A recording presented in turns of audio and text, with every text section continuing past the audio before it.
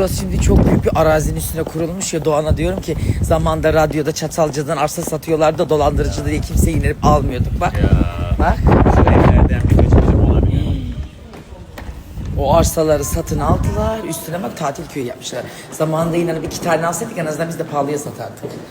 İşte dedelerimiz... Seninle ama şey yapamazdık, bölüşemezdik.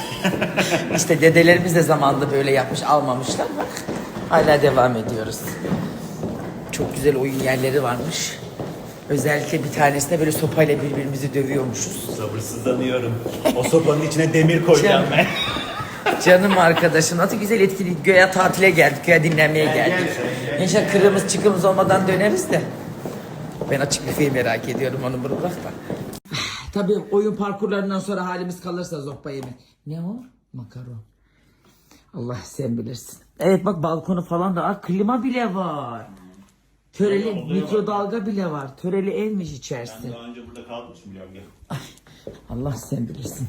Daha önce kaldıysan hangi yemekler güzel? Bak 4 çocuklu aile için gel. Ya da 2 çocuğum var. Ayşe, Fatma. Kaynanan, anan. Gel. Komple. Orada ne var? Aa! Burada da yatak. Bu töreli. O zaman burası 2+1 ev gibi. Burası 2+1 ev. 2+1 ev. Hatta 3+1. Buraya tam lokal 3+1. ekibiyle gelinir. Bak burada da var. Bizimkiler bu yatakları birleştirir yatarlar. Burada da banyo var. Yani kalabalık bir aile geldiğinizde her yere sığabiliyorsunuz maşallah. Bizim gibi. En çok temizliği merak edenler var diyenler arkadaşlar merak etmeyin. Beyaz çorap burada da giydim. Çıkışta altını göstereceğim size. Odada zaten ayakkabıyla gezmiyoruz. Ama eminim ki odaya buhar makinesinin gözünü basmışlardır. İçerisi mis gibiydi zaten. Bu arada genel olarak her yer tertemiz.